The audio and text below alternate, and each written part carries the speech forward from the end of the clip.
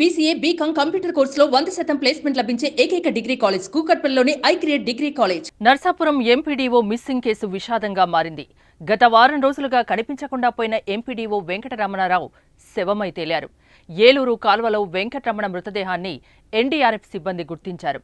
దీంతో కుటుంబ సభ్యులు తీవ్ర విషాదంలో కూరుకుపోయారు. గత మంగళవారం ఆయన అదృశ్యమయ్యారు. వెంకటరమణారావు విజయవాడ సమీప కానూరు మహదేవపురం కాలనీలో నివాసముంటున్నారు.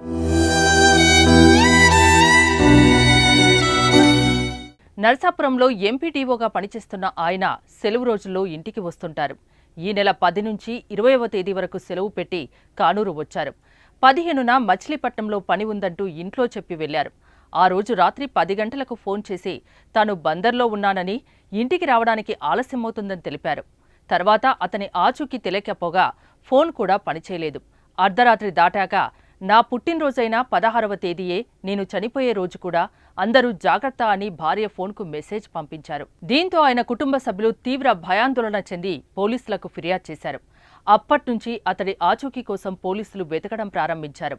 ఫోన్ సిగ్నల్ ముత్యాలంపాడు వద్ద ఆగిపోవడంతో అక్కడికి దగ్గరలో ఉన్న ఏలూరు కాలువలో ఆయన దూకి ఉంటారేమో అనే అనుమానంతో తీవ్రంగా గాలింపు చర్యలు చేపట్టారు.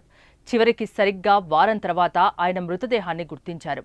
ఎంపీడీఓ వెంకటరమణారావు క్షేమంగా ఉండాలని కుటుంబ సభ్యులతో పాటు బంధువులు, మిత్రులు ప్రతి ఒక్కరూ కోరుకున్నారు. కానీ చివరికి ఆయన మరణ వార్త తెలిసి శోకసంద్రంలో మునిగిపోయారు. ఎంపీడీఓ వెంకటరమణ అదృశ్యానికి, మరణానికి మాధవాయిపాలెం పెర్రిరేవు పాటదారు బకాయిలే కారణమని తెలుస్తోంది. ఈ విషయంపై డిప్యూటీ సీఎం పవన్ కళ్యాణ్ కూడా ఎంపీడీఓ వెంకటరమణ గతంలో లేఖ రాశారు. 55 లక్షలు ఫెర్రీ లీజు బకాయిలు ఉన్నాయని తెలిపారు. బకాయిలు చెల్లించాలని అడిగితే బోటింగ్ కాంట్రాక్టర్ బెదిరిస్తున్నారని వెంకటరమణ ఫిర్యాదు చేశారు.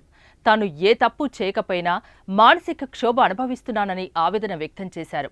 బకాయిలు రికవరీ చేయకపోతే తనను బాధ్యుల్ని చేస్తారన్న ఎంపీడీఓ తనకు ఉద్యోగమే జీవనాధారమని, కాంట్రాక్టర్ బకాయిలు చెల్లించేలా చర్యలు తీసుకోవాలని ఆ లేఖలో విజ్ఞప్తి చేశారు.